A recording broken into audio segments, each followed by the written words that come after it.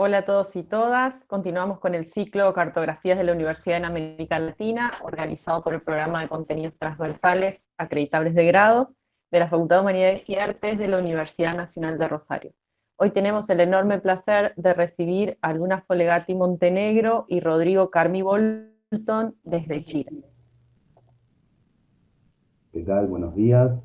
Eh, Voy a presentar a los invitados.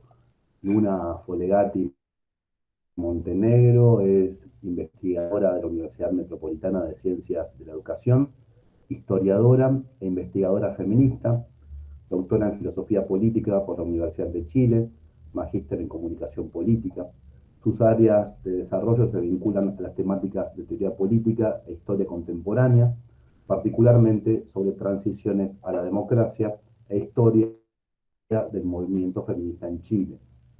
Actualmente está realizando una investigación Fondesit postdoctoral titulada Feministas en Chile, 1973-1990. Rodrigo Carmi Bolton es académico de la Universidad de Chile, profesor e investigador del Centro de Estudios Árabes y del Departamento de Filosofía de esa misma universidad.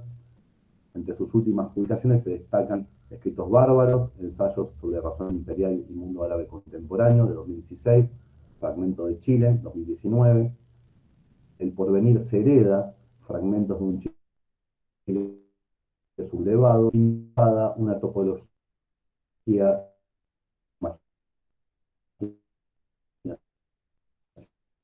popular.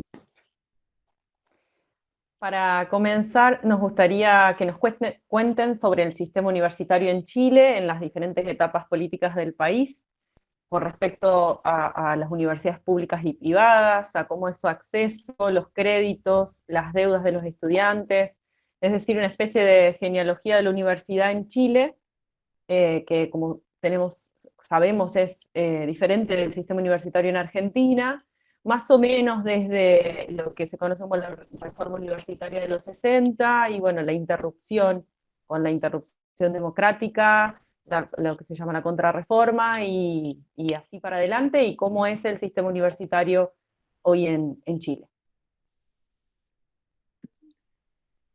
Bueno, hola a todos. Bueno, yo creo que es más o menos complicado trazar una línea tan clara y distinta sobre ese proceso, pero creo que se podría establecer una distinción de tres momentos de una cierta cartografía histórica de la universidad en Chile, ¿no?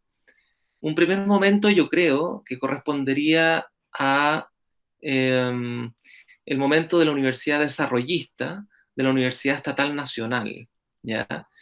Y esto va muy de la mano con el proyecto, ¿no?, chileno, republicano y latinoamericano también, en el que la universidad de alguna manera está abiertamente comprometida, ¿cierto?, con el Estado, ¿no? Y por lo tanto con la formación de cuadros profesionales para el Estado, con la articulación de intelectuales, que no es lo mismo que profesionales, ¿cierto?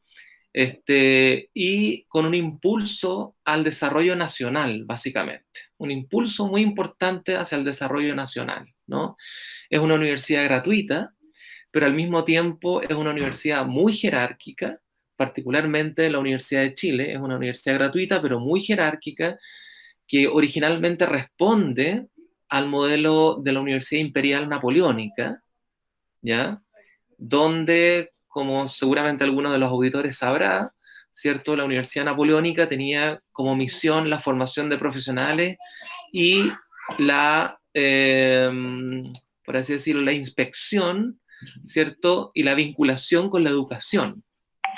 Es decir, la universidad, por así decirlo, desarrollista, tenía una vinculación muy estrecha con el Estado, con la formación de la nación y por lo tanto, ¿no?, con la educación. Pero era una universidad muy jerárquica, muy oligarquizada, a pesar de ser gratuita, era muy oligarquizada porque las capas populares no podían acceder por una cuestión de formación, había tasas de analfabetismo brutales, ¿no?, para decir algunos de los datos, digamos. Pero esa noción de universidad de alguna manera se rompe el 67 con una rebelión estudiantil muy contemporánea, previa, por así decirlo, a lo que fue Mayo 68, ¿cierto? Pero al mismo tiempo contemporánea a ese proceso, en donde justamente se ponen en cuestión la dimensión jerarquizada y oligarquizada de la universidad, y se intenta de alguna manera proyectar la universidad hacia el desarrollo, digamos, nacional, pero sobre todo abrir la universidad hacia otros sectores sociales, ¿no? Ahora, ese proceso se ve interrumpido brutalmente, ¿cierto? El año 73, cuando comienza la segunda etapa de la universidad, que sería la etapa militarizada de la universidad. O sea, los militares copan las universidades, muy similar a lo que ocurrió en Argentina, ¿ya?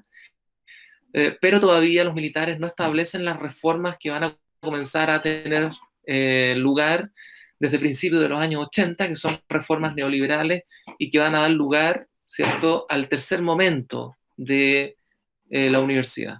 Este segundo momento es básicamente un momento militarizado de la universidad, un momento donde hay exoneración de profesores, desaparición de estudiantes, de profesores, exilio de profesores y de estudiantes, ¿no? Desaparición de una serie no solamente de profesores, estudiantes, sino que también de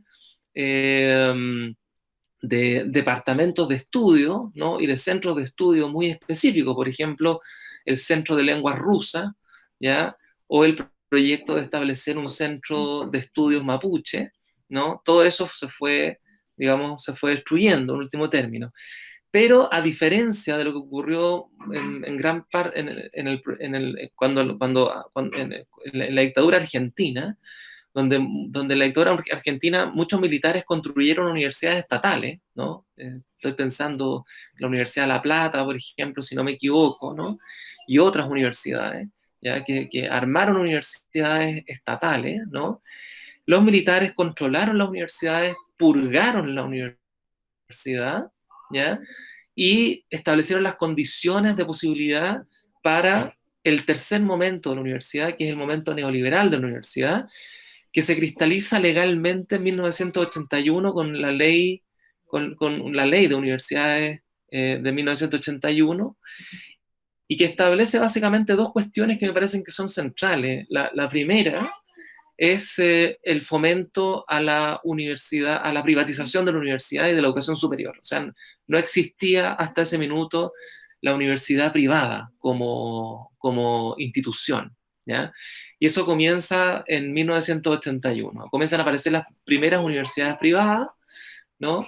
Y al mismo tiempo se privatiza la universidad pública, ¿no? Entonces, Chile hasta el día de hoy, ¿no? Y bueno, Federico lo sabe porque yo he estado en Rosario y le he contado esto, ¿no? Cuando ustedes en Argentina hablan de universidad pública, ustedes saben que universidad pública significa de alguna manera una universidad gratuita, ¿no? Como la UBA, por ejemplo, ¿ya? Pero en el caso chileno, cuando decimos universidad pública, decimos universidad que pertenece al Estado, pero que tiene aranceles tan caros e incluso tan altos como las universidades privadas, ¿sí? Esa es un poco la realidad de la situación, y yo creo que lo que se ha venido desarrollando en los últimos 40 años, desde la ley del 81 en adelante, no es nada más que una consumación, una profundización, ¿ya? Del capitalismo académico de corte neoliberal, ¿no? En el que estamos completamente subsumidos, ¿no? Hasta el día de hoy. Yo diría que esa sería como una breve cartografía de la universidad chilena, es decir, un momento republicano, por así decirlo, un momento militarizado y un momento neoliberal. ¿Mm? Como les decía Federico, en el sistema universitario argentino tenemos ya históricamente un debate entre inclusión y calidad, por esta cuestión de que en Argentina la universidad pública es gratuita y de acceso irrestricto. Y bueno, queríamos preguntarle cómo se traduce, si es posible traducirse ese debate en el sistema universitario en Chile. ¿Cómo se piensa en Chile la relación entre el rol histórico de la universidad como reproductora de élites profesionales y por el otro lado la necesidad de incluir a las mayorías a mayorías cada vez más amplias. Ujú.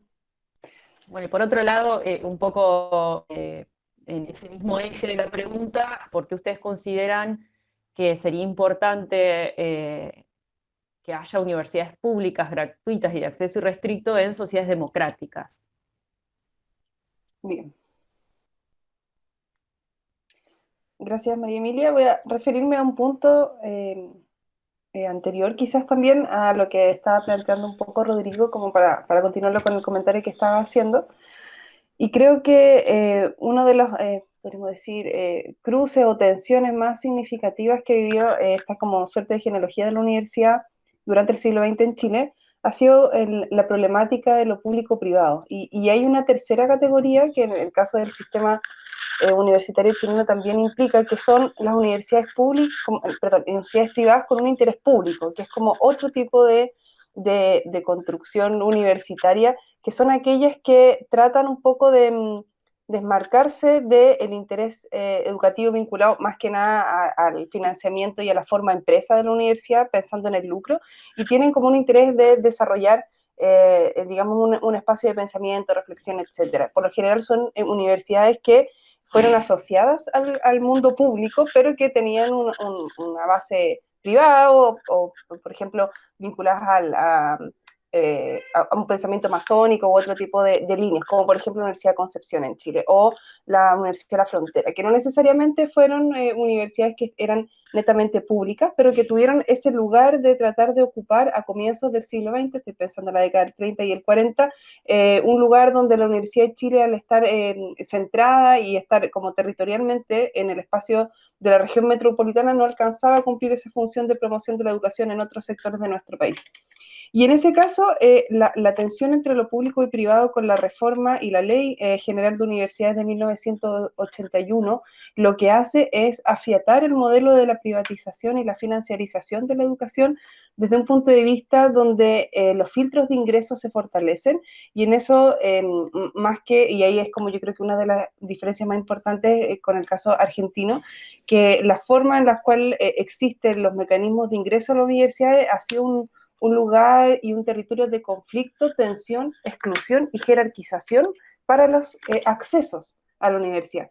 Porque en el fondo acá lo que se ha instalado es rendir una prueba de conocimiento de distintas materias que según la cantidad de puntaje uno puede optar a la universidad. Entonces, la relación entre la universidad de carácter pública, que tiene un alto filtro de ingreso, tiene también en términos de privilegio y, podríamos decir, y reconocimiento social mucho más alta que aquellas que son de carácter privado, más recientes, ¿no? Universidades que se fundan en la década del 80 y que son de un acceso más popular. Entonces ahí hay una contradicción interesante en el sentido de que aquellas universidades que tienen una cobertura en términos de estudiantes y cantidad de matrícula mucho mayor en nuestro país son de instituciones de carácter privada que han tenido problemas en relación al lucro en la educación y que además reciben a gran cantidad de población de estudiantes que son la primera generación que va a las universidades, que además ingresan con un deseo, ¿no? Un anhelo de poder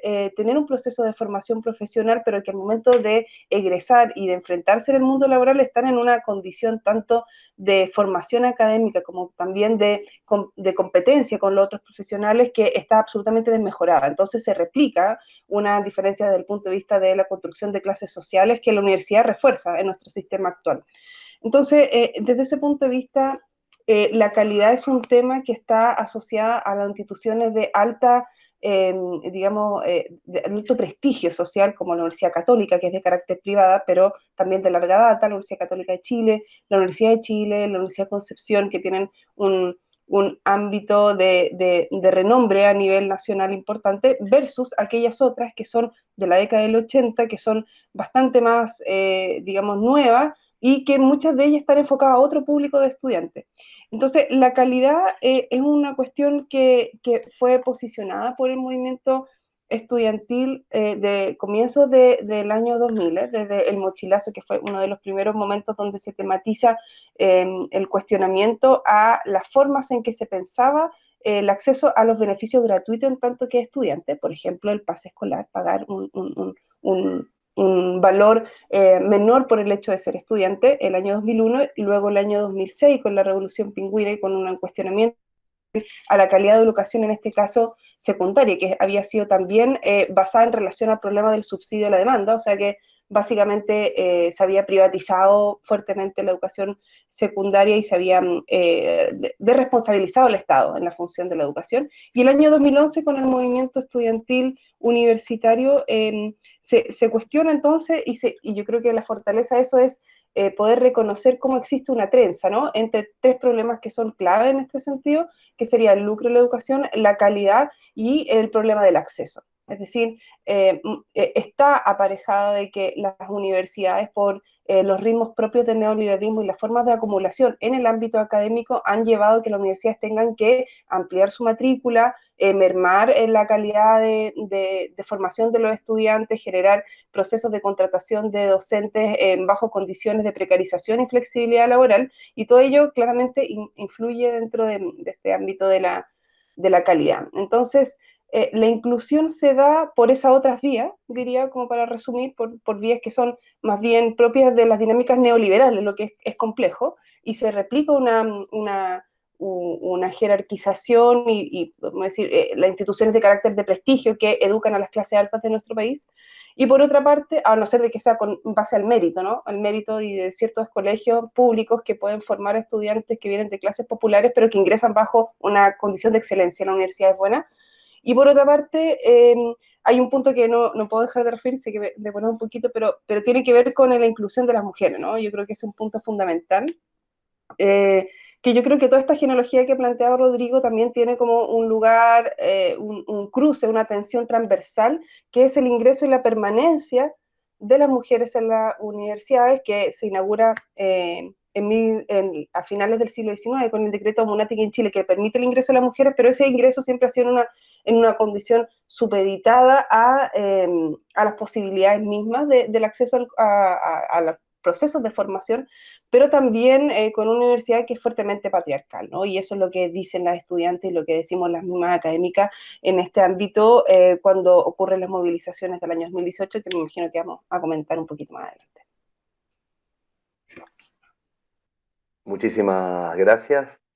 Sí, sí, dale. no sé si puedo referirme a un par de cosas que plantea Luna que me parecen importantes.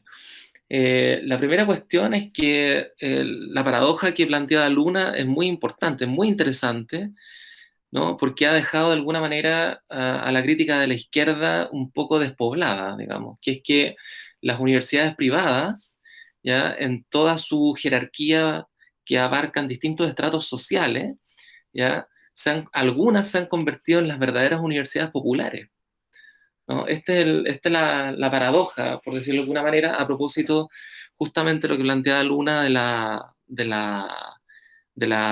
extensión de la matrícula, etcétera, ¿no? Se han convertido hasta cierto punto en las nuevas universidades populares, ¿no? Existe, por ejemplo, la Universidad de las Américas, que pertenece a una transnacional norteamericana, que tiene distintas sedes en Chile y en Santiago, y que cada sede de alguna manera cubre a un estrato social diferenciado, ¿no? Y el pago de los estudiantes se da a través de la deuda, ¿no? Es decir, una deuda infinita, y bueno, da igual, ¿no?, que tiene que ver con el crédito con aval del Estado, ¿no? Y esto nos lleva a otro punto, que es el punto estructural, y que tiene que ver con que cuando decíamos que el Estado, ¿cierto?,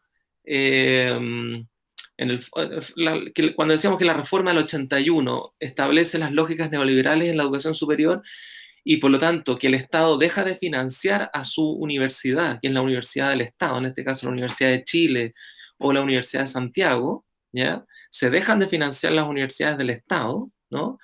Eso implica que el Estado concibe que todas las universidades que existen tienen un trato, entre comillas, igualitario, ¿no? Es decir, que todas necesariamente están condenadas al autofinanciamiento, y por lo tanto esa es la razón por la cual el Estado no puede financiar, según el propio Estado dice, a sus mismas universidades, ¿no? El Estado no puede financiar a su propia universidad. Y un tercer punto que me parece importante, que lo que planteaba Luna también, el concepto de calidad, yo creo que ha habido poca discusión en Chile sobre la relevancia teórica y al mismo tiempo performática que tiene el concepto de calidad, ¿no? O política que tiene el concepto de calidad. Porque el concepto de calidad en ningún manual, en ningún tratado jurídico, en ningún tratado de educación está definido. Siempre se lo define como un conjunto de listas de algo. Pero en el fondo, la instalación del concepto de calidad, o lo que es lo mismo, la instalación del concepto de excelencia, tiene que ver con la instalación de la noción neoliberal de universidad, que ya no responde al horizonte nacional, sino que responde al horizonte de la calidad y de la excelencia, ¿no? Y la pregunta es, ¿qué es la calidad y qué es la excelencia? Nada. La calidad es un concepto vacío, es un significante vacío. Pero lo interesante es que siendo un significante vacío, ¿ya? Precisamente porque es un significante vacío, puede funcionar performáticamente en el discurso y producir el efecto político de que de lo que estamos hablando aquí es de algo muy serio, de la calidad, digamos, ¿no? Y esto me parece importante porque la sustitución de la Universidad Estatal Nacional por la neoliberal pasa por la instalación del concepto de calidad en el centro de la cuestión, pero un centro descentrado, dado que es un concepto vacío, ¿cierto? Pero que precisamente porque es vacío, funciona performáticamente, es decir, genera efecto político para instalar las lógicas neoliberales, ¿no? Eso es lo que yo diría un poco sobre esta discusión que plantea Emilia, ¿no? O María Emilia, no sé, sobre la cuestión de la calidad. O sea, acá verdaderamente el problema de la calidad es que, o sea, dicho a la Carl Schmitt, ¿no? Digámoslo así, ¿no? Eh, la calidad es definida exclusivamente por las instituciones acreditadoras, ¿no? Que acreditan la calidad, ¿no? ¿Y qué son las instituciones acreditadoras? Todas aquellas instituciones que tienen la capacidad de decidir sobre qué es la calidad y qué no es la calidad. ¿Y qué es la calidad? Aquello que es decidido por las instituciones acreditadoras. Ese es el contenido performático de la noción de calidad, ¿no? Entonces, yo creo que es bien importante pensar ese vacío, digamos, que funciona, digamos, sin embargo, como una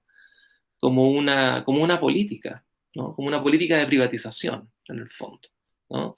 Y eso se ve muy claramente tanto en los profesores como en los estudiantes. O sea, el estudiante cada vez más se parece a un consumidor, ¿no? Que le exige, incluso en algunas universidades privadas, puede acusar a un profesor de no ser lo suficientemente entretenido, ¿no? De haberlo reprobado, ¿ya?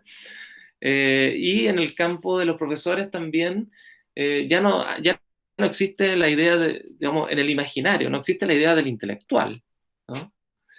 Aparece la idea del investigador. Todo el mundo quiere decirse investigador. ¿Qué haces tú? Yo soy investigador de las zanahorias que plantan en el metro de Santiago. ¿Y qué haces tú? No, yo soy investigador o investigadora de las ruedas de autos que estacionan en tal lugar. No hay intelectual, ¿no? En el imaginario público, ¿no? Se aplastó completamente la figura del intelectual a pesar de que siguen existiendo figuras intelectuales, ¿no? En Chile, o sea, Pablo Yarzún, Gabriel Salazar, ¿no? La Cecilia Sánchez, etcétera. O sea, siguen existiendo figuras intelectuales importantes, pero no están, por así decirlo, reconocidas en el imaginario hegemónico. Eso es lo que quiero decir. Sino que el imaginario hegemónico, de alguna manera, te instala inmediatamente la figura del investigador y, por lo tanto, una privatización total, ¿no? de los modos de producción del conocimiento. Excelente. Justamente quería repreguntarles sobre este punto, ¿no? Que al principio Rodrigo marcaba que la universidad, el modelo napoleónico de universidad, formaba cuadros intelectuales y que la universidad neoliberal, en cambio, forma cuadros profesionales, élites profesionales. Y bueno, obviamente nos enfrentamos, como recién marcaban, a la desaparición o a la disolución o al desplazamiento de la figura del intelectual y sobre todo de la universidad como productora o formadora de cuadros intelectuales y cuadros críticos. Bueno, en ese sentido me gustaría, a ver si podemos ir un poquito más allá de eso, o más Fede, acá. sí, Sí, dime.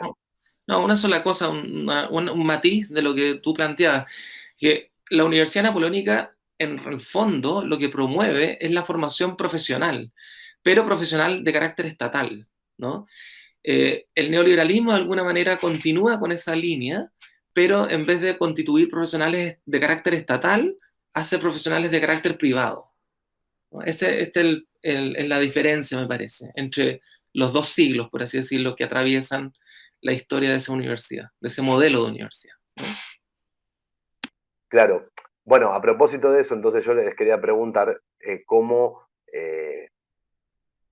qué luchas o qué disputas epistemológicas en el seno de la universidad se dan, ¿no?, por la supervivencia de los saberes críticos, de las humanidades, de las ciencias sociales, y además también teniendo en cuenta, bueno, esta figura que por ahí marca Mark Fisher, ¿no?, de la burocratización estalinista que implica el neoliberalismo, ¿no?, que creo que está vinculado a esta idea que planteaban de la calidad como una práctica vacía, pero a la vez una forma de gobierno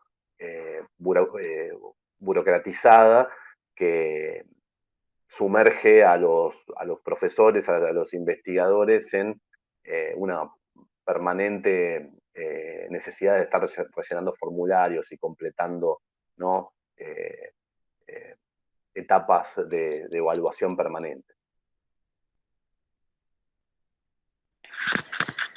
Bien, me quería referir también a un punto en relación a lo que señalaba Federico. Creo que es bien interesante como pensar esta idea de la calidad y cómo se han articulado los saberes críticos. Pero antes de eso quería pensar, o por lo menos dejar un punto fuerte con respecto a lo que decía Rodrigo de la deuda, desde el punto de vista de que yo creo que también una diferencia significativa, quizás más similar al modelo norteamericano de educación superior, tiene que ver con que la relación, o sea, en el fondo, el impacto que hace la reforma de 1981 en relación a la transformación de la idea de universidad, de las prácticas universitarias, pero también de los mecanismos de financiamiento y acceso a la educación, implicaron que cuando en el fondo uno sale de la universidad es muy difícil que una familia normal, ¿no?, de clase media pueda pagar un arancel que no sé cuánto sería como un arancel en dólares, pero podríamos decir, es casi comprarse una casa propia, ¿no? Esa es como la relación, es adquirir una casa propia es lo que te cuesta estudiar en la universidad en Chile. Entonces, cuando uno sale a una universidad, digamos, pública, estamos hablando, no las privadas, sino las públicas cuestan eso, a no ser de que uno tenga acceso a la gratuidad, que fue algo que se conquistó, digamos, en los últimos años. Pero si no tienes acceso, si tienes un poco más de ingreso a tu familia, tienes que pagar directamente esto. Y si no, te puedes endeudar. Entonces, el arrastre de la universidad al momento de salir, una cuestión que tú le heredas por lo menos 20 años, ¿no? 15, 20 años. Las personas de mi edad, por ejemplo, estamos pagando la universidad constantemente todos los meses. Entonces, hay un recuerdo también y hay podríamos decir, una forma en que la idea de comunidad universitaria y la articulación que existe al momento de pensar ese espacio de reflexión, de pensamiento, de construcción de saberes colectivos, que está absolutamente crispada por este efecto de la economización de los procesos de formación y conocimiento en general. O sea, me diría en ese sentido que el neoliberalismo lo que hizo en la universidad en Chile fue teñir y más bien resquebrajar no solo la figura del intelectual, sino que también un lugar de encuentro y de producción de un pensamiento para una sociedad nueva, al momento de teñirlo en una forma de beneficio de carácter individual, de ojalá salir lo antes posible para tener menos deuda, y en ese sentido cuestionar que pueda tener un ramo y atrasarme en la carrera, o sea, algo que dentro de esta lógica incluso afecta económicamente tu desarrollo posterior. Entonces, no es algo menor, está incorporado dentro de la lógica neoliberal el hecho de que, por ejemplo, tú no puedas exigir tanto a los estudiantes porque se van a retrasar, y tiene dos consecuencias: o pagan más en el caso que no tengan gratuidad, o pierden la gratuidad si es que tienen calificaciones de cierto lugar. Entonces, al final, no estamos privilegiando en ningún sentido una formación de carácter completa y compleja hacia los y las estudiantes, sino que por el contrario estamos privilegiando una forma de un paso, una etapa en un desarrollo económico, exitista y basado en la competencia que implica la formación del profesional adulto en nuestro país, donde la universidad tiene un rol central. Y en eso la idea de la calidad me parece que lo que decía Rodrigo también es clave en relación al sistema, o sea, la calidad para acceder a una universidad a los beneficios del Estado, ya sea la gratuidad como también a becas y otro tipo de aportes indirectos a la educación, donde universidades públicas y privadas compiten de igual manera, es lo que se llama los procesos de acreditación, ¿no? De la calidad y que tienen que ver con esta idea de la acreditación como una institución, esta es una institución del Estado, ¿no? Que acredita que las instituciones, tanto las universidades como las carreras, están con los aspectos mínimos para poder cursar una carrera, un espacio de formación. Y eso está todo estandarizado. Entonces, yo, por ejemplo, y nosotros dentro del mundo como académico, o incluso como cuando fuimos estudiantes, estamos dentro de estos registros de estandarización del conocimiento que tiene que ver con lo que todo el mundo hoy en día está bajo la presión, ¿no? De las publicaciones, del nivel de la indexación, de ganar ciertos concursos científicos, y que en el fondo también da cuenta de una cuestión que es absolutamente compleja para el mundo académico, y en este caso de los docentes en particular, que es que si es que nosotros como individuos académicos no cumplimos con esos estándares, estamos restándole puntos a la misma universidad, o sea, a tu contratante. Entonces, en el fondo, dejas de ser un académico que está aportando y más bien le está restando y pasa a otra persona con una mejor carrera a suplirte. Eso es no solo como nefasto, sino que también atenta contra esta idea de la forma y los espacios en que estamos pensando el conocimiento, porque, por ejemplo, carreras o disciplinas como la filosofía, como la historia, la humanidad en general han tenido que adecuarse a los estándares de las ciencias duras, entonces competimos por igual. O sea, nosotros hoy en día estamos en un proceso de competencia constante, donde yo creo que a diferencia de lo que ocurre en Argentina con lo que aparece con la figura de lo investigador en CONICET, acá en Fondesit uno nunca tiene esa relación, digamos, con una entidad que financia la investigación, sino que siempre es una competencia constante en relación a los fondos concursables para la investigación. Entonces, cada 3 años nosotros estamos obligados, entre comillas, a participar en estos procesos de concurso para tener investigaciones que duren también 3 años. En mi caso, por ejemplo, el Fondesit Postdoctoral, que son concursos muy, muy complicados porque también están todos los académicos y académicas en ese mismo sentido. Y ahí hay una estructura también de privilegiar qué saberes se financian para la investigación y qué no. Y eso es gravitante, o sea, tiene que ver con un interés no solo desde el punto de vista de la institución, sino de los grupos de estudio donde también hay una jerarquización de aquellos saberes que son considerados con saberes con, digamos, S mayúscula, y aquellos que están despojados de ese lugar de valorización y prestigio.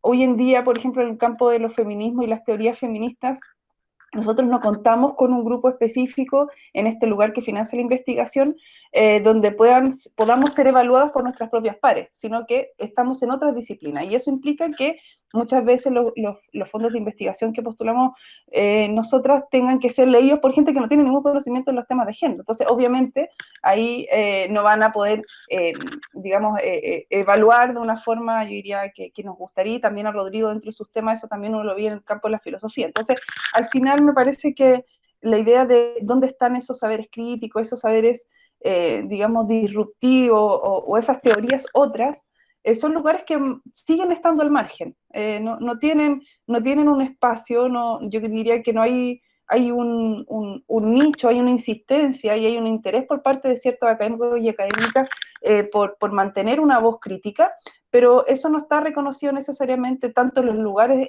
institucionales de la investigación como también en los saberes universitarios. Creo que son saberes que están despojados de ese prestigio de lo académico, y además generar una resistencia, porque justamente somos voces que estamos cuestionando también un orden neoliberal que está atravesando la universidad. Eso diría. Gracias, Luna. Me quedan un montón de preguntas y comentarios para hacerles de lo que dicen. Se me vino cuando hablaban de un poco de esta paradoja y la contradicción de que las universidades privadas tienen en este momento las camadas más populares, lo que sucede también, esa paradoja que se da en Brasil, ¿no? En el sistema universitario en Brasil, como las universidades públicas en Brasil tienen a las grandes élites y no hay sectores populares. Me gustaría preguntarles, que vos nombraste, Luna, creo un poco que de estos últimos años está el tema de la gratuidad, del acceso gratuito a la universidad en Chile. ¿Cómo es ese proceso en el sentido de que tiene que ver con los ingresos de las familias o con una cuestión académica del secundario y cómo se accede con las notas en el sistema de la educación media, o hay un examen como en Brasil, un vestibular para acceder?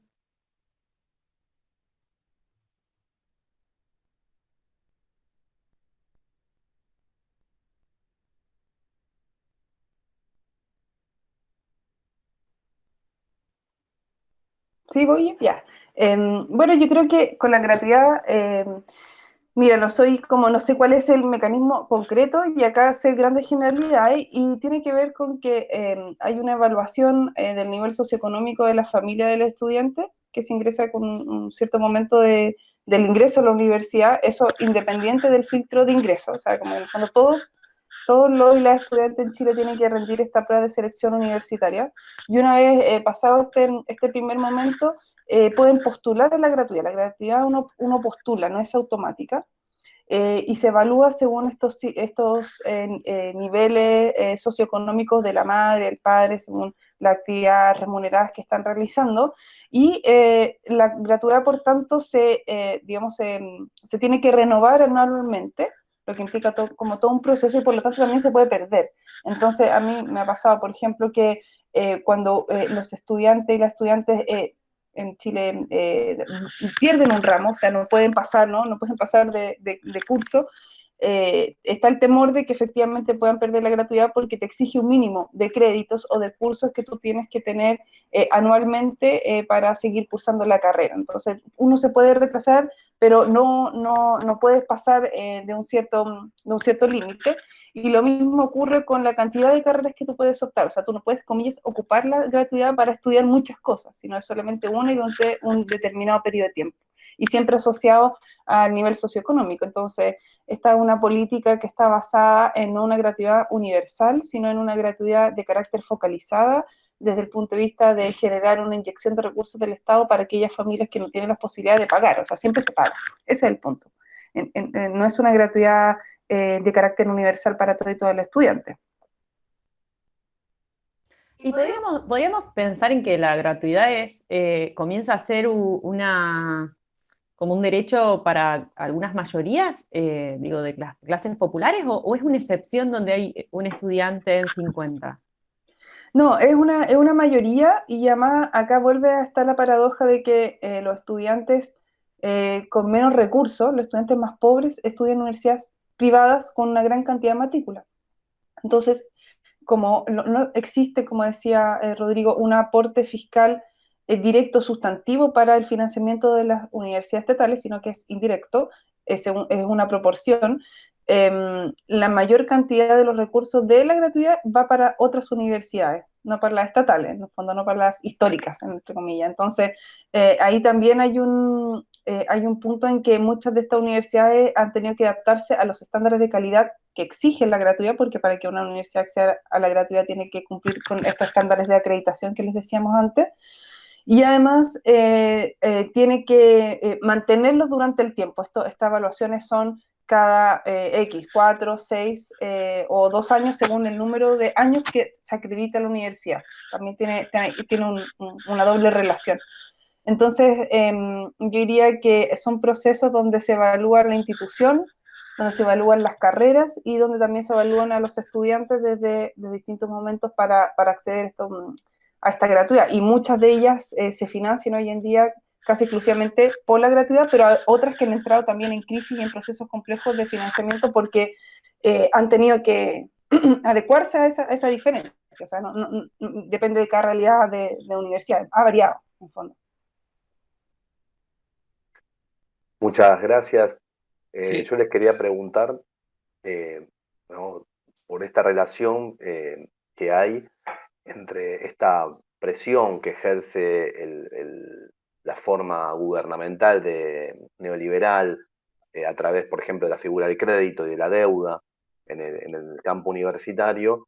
Eso, digamos, esa presión tan rígida, tan dura, tan estricta, bueno, ha producido desde ya hace algunas décadas varias revueltas estudiantiles en Chile muy importantes. Y bueno, quería preguntarles por un poco por la genealogía de esas revueltas y también por el vínculo de esas revueltas estudiantiles con las revueltas ya más grandes a nivel país, como las más recientes. Sí, yo quería referirme antes de eso, pero totalmente implicado con eso, a la cuestión de las humanidades que decía Fede, que me había preguntado hace un rato, porque me parece que el contexto general, ¿no?, es que estamos asistiendo en distintas partes del mundo y con velocidades heterogéneas, ¿ya?, al completo abandono de la universidad moderna, o sea, el fin de la universidad moderna. La universidad moderna es la universidad de la crítica.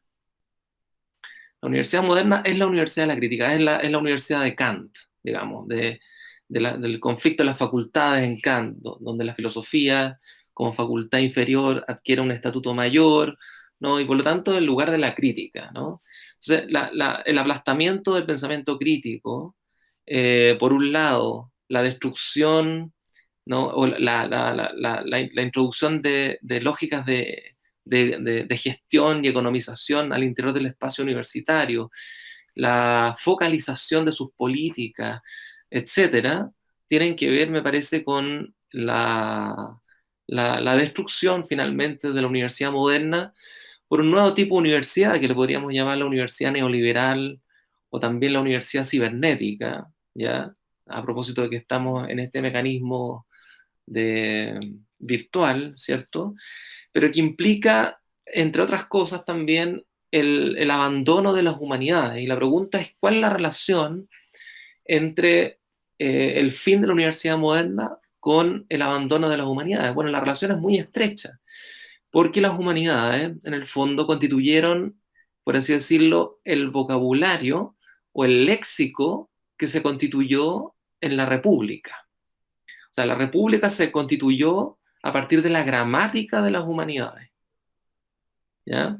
El caso chileno es muy emblemático porque tenemos uno de los grandes humanistas de América Latina que funda la Universidad de Chile y que al mismo tiempo que hace el Código Civil, ¿cierto?, hace un tratado de gramática, ¿no?, que es Andrés Bello, digamos, ¿no? Entonces, lo interesante es que las humanidades, me parece a mí, tienen una cantidad de años de formación, digamos, muy importantes, pero entra en una crisis importante en el siglo XIX, sobre todo en el contexto europeo, ¿no?, cuando se dirimen los alemanes con los franceses en la diferencia entre civilización y cultura, ¿no?, entre las ciencias del espíritu y las ciencias físicas, ¿no?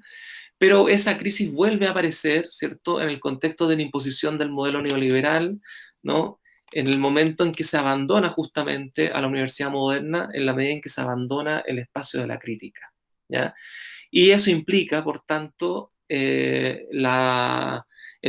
digamos, el fin de las humanidades como léxico de la República.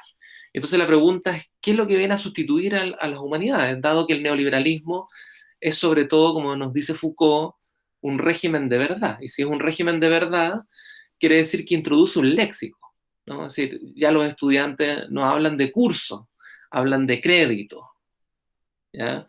Etcétera, ¿no? La medición de la universidad no se mide a partir del aporte nacional, sino a partir de los rankings, ¿no? Toda esa diferencia, ¿no?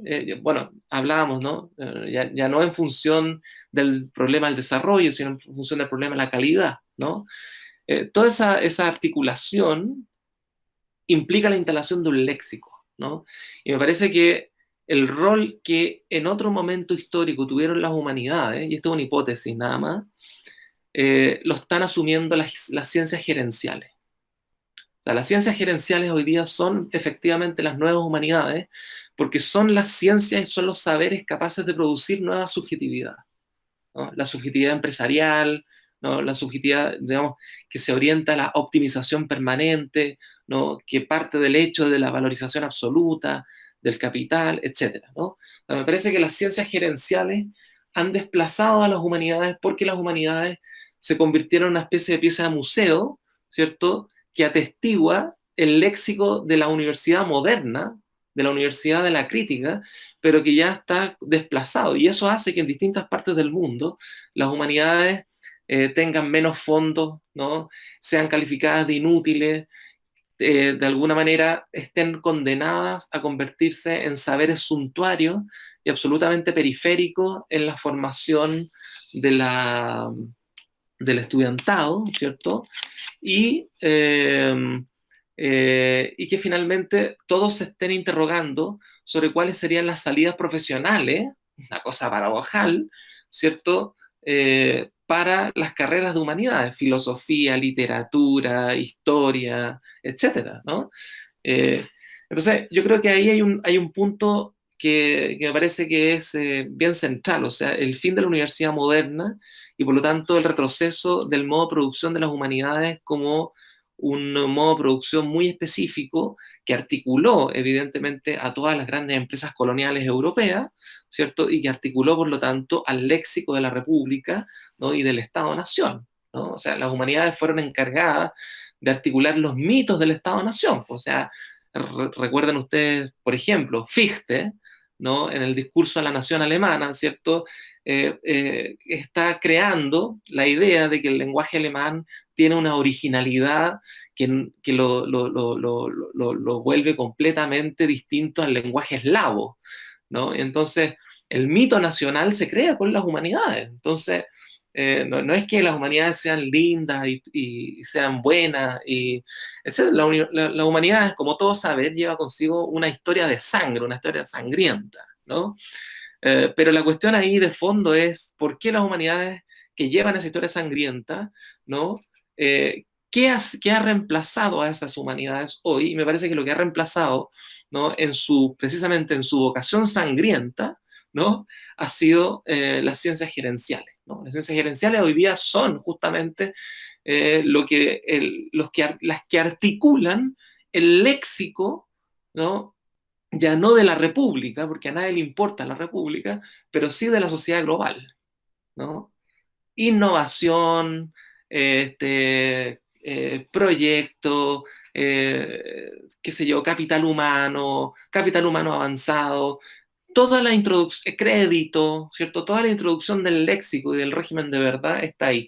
Y para vincularla con tu pregunta, Federico, justamente me parece que los distintos momentos de lucha social sobre los cuales reparaba Luna hace un rato atrás, ¿no?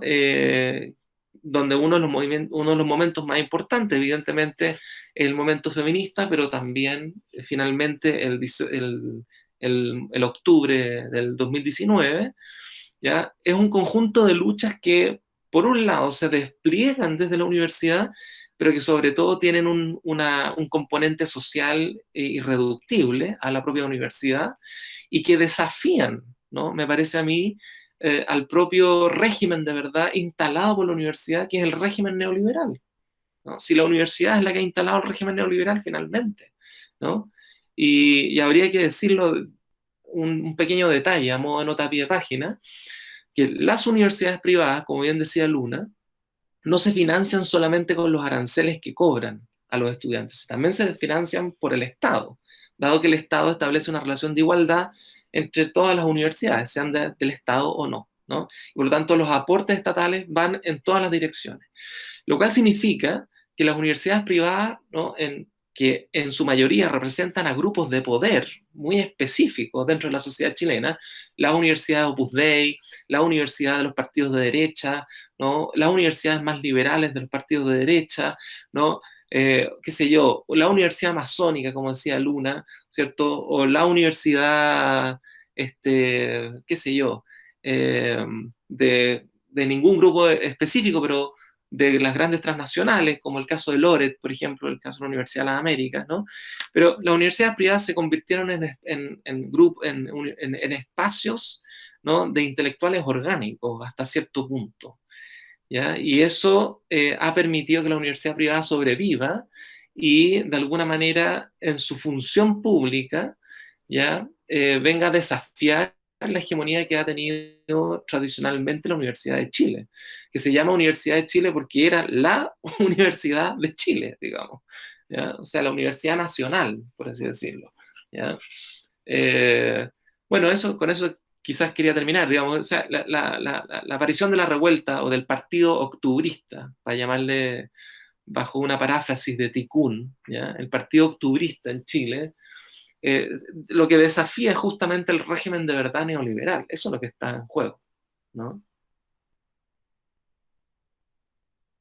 Gracias, Rodrigo. Para terminar, queríamos preguntarles sobre el movimiento feminista en Chile. ¿Qué balance se puede hacer de la situación del movimiento feminista en el contexto de lo que fueron un poco los movimientos y las revueltas estudiantiles y sociales de los 2000 para acá? ¿Qué papel jugó el movimiento feminista en ellos? ¿De qué hablamos cuando hablamos de epistemologías feministas en Chile? Y si tuvo alguna contribución en la universidad, ¿no? La universidad en la lucha feminista y cómo se relaciona el movimiento feminista en la universidad, o es algo completamente ajeno a la universidad en el movimiento feminista. Bien,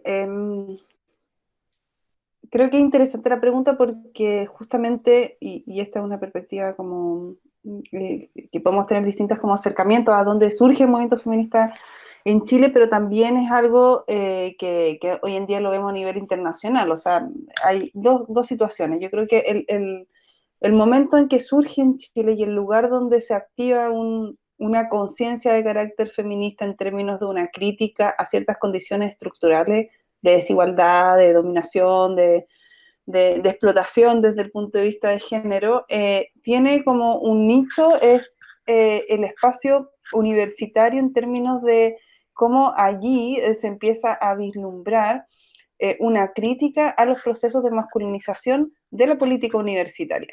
Yo creo que ese ejercicio en un momento, la primera década de los 2000, es que está en un proceso fuerte de afianzamiento y fortalecimiento de los espacios de movilización estudiantil.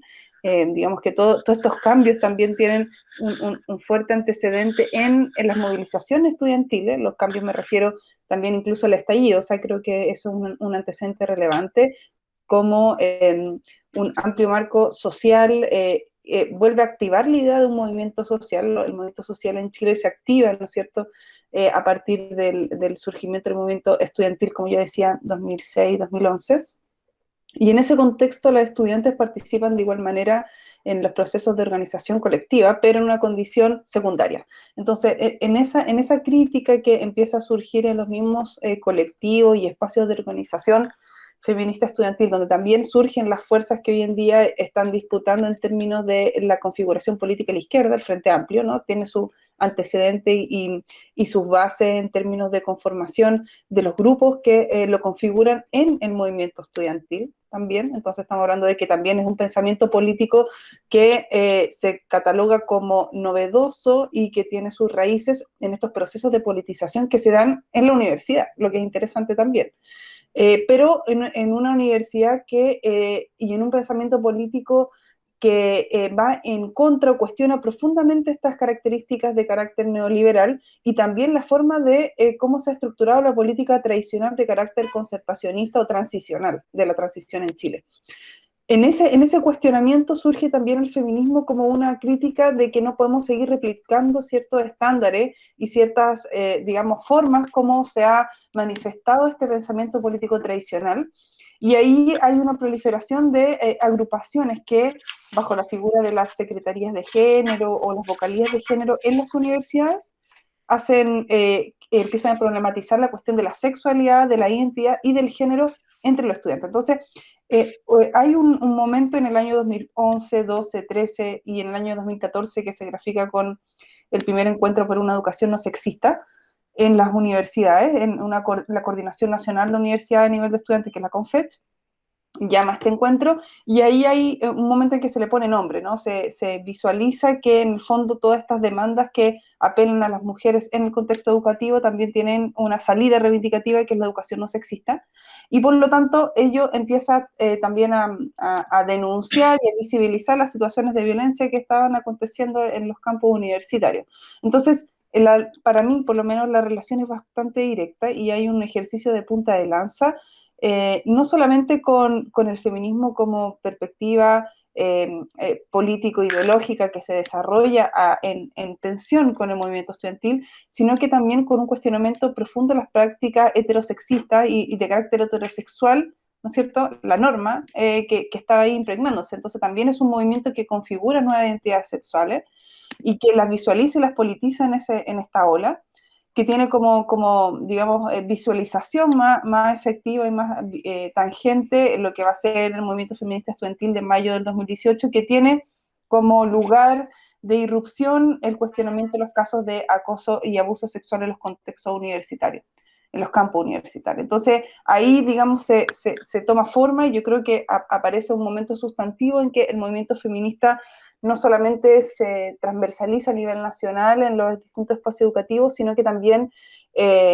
genera un eco en los distintos lugares de las mujeres transversalmente. Entonces aparecen gremios, ¿no? Con asociaciones de mujeres, de profesoras, de abogadas, de matronas, de enfermeras, es decir, hay una especificación y una problematización de la situación de las mujeres en los distintos niveles, y hay una fuerte temática sobre la necesidad de establecer un movimiento que sea transversal, cuestión que se grafica el 8 de marzo, con el llamado huelga internacional. Y ahí también está muy en consonancia con lo que ha hecho la Ni Una Menos en el caso de Argentina, y cómo también se estableció romper un poco la barrera del universitario, pero no un rompimiento que se adrede, sino que me parece que ha sido más bien un proceso de concatenación de despertares feministas que ha copado también otro tipo de lugares, ¿no? de profesiones, de espacios de trabajo, y ahora con la pandemia una politización profunda y radical del ámbito reproductivo y el espacio privado a partir de los feminismos. Entonces yo creo que la relación es fundamental entre el feminismo, el momento actual y cuál es su vínculo con lo estudiantil y educativo. Es interesante lo que señalás, sobre todo este aspecto de la transversalidad, porque de algún modo esa transversalidad, esa horizontalidad, interrumpe o disloca la lógica neoliberal, ¿no? En ese sentido, ¿cuáles son los efectos que produce eso, ¿no?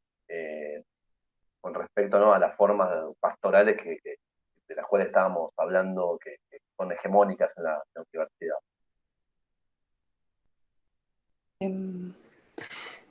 Sí, bueno, yo creo que lo que ha hecho el movimiento feminista, y como también se puede vincular con lo que sucedió en la revuelta social del año 2019, es que eh, estos procesos de politización y de resquebrajamiento de esta lógica neoliberal, de esa racionalidad neoliberal que venía bastante cuestionada por el movimiento estudiantil, de una u otra forma también implicó un mantenimiento del orden de carácter patriarcal. O sea, no necesariamente esta forma de distanciarse de las políticas de la transición y de la concertación en su forma de gobierno implican lisa y llanamente una transformación profunda de las relaciones sociales. Y el feminismo ahí tiene el lugar de poder cuestionar eso en un punto de vista que yo creo que en la actualidad tiene un sentido democrático muy cuestionador desde el punto de vista de la coyuntura política en la que nos encontramos, que justamente a puertas de una elección constituyente este fin de semana,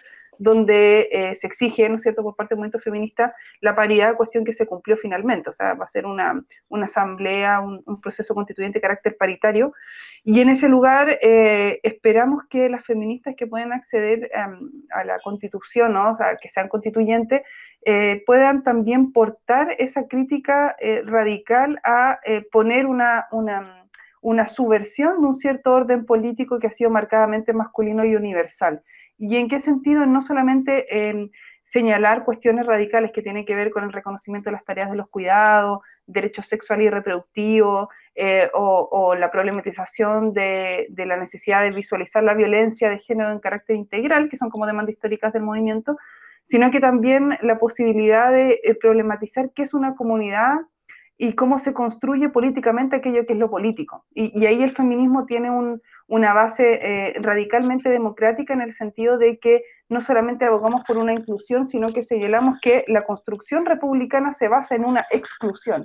Y esa exclusión siempre se replica de una u otra manera, siendo estos ensayos constituyentes los lugares donde se reafirma la norma heteropatriarcal. Y ahí me parece que la insistencia y la fortaleza del movimiento en la actualidad, y cómo se puede como proyectar, y lo que está en juego también, es ese rediseño a un resquebrajamiento a estas formas de gobierno que han sabido administrar incluso la norma de género, o incluso las políticas del género y el género neoliberalismo, como lo ha hecho, por ejemplo, Nancy Fraser, ha cuestionado eso, la Verónica Chir, o la ciencia rusa, la Vero Gago, ¿no? De forma como bastante efectiva. Y ahí está el juego, ¿no? Está el juego de que en el fondo el feminismo no vuelva a ser acomodaticio a los intereses del neoliberalismo, pero tampoco acomodaticio a la nueva forma en que estamos pensando la política.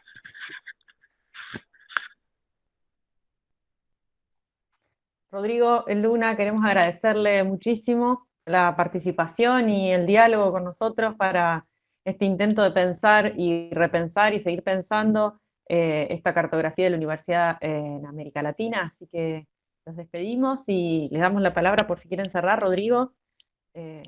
No, solamente agradecerles y... Va, estoy silenciado, no. Agradecerles, sí, no. Muchas gracias y muy interesante la conversación. No, igual, encantada por mi parte de poder compartir con usted y de estar aquí dialogando transfronterizamente. Ha sido realmente un gusto, un placer, estamos muy, muy agradecidos. Les mandamos un abrazo desde Argentina. Abrazo, chao. Chao, hasta luego.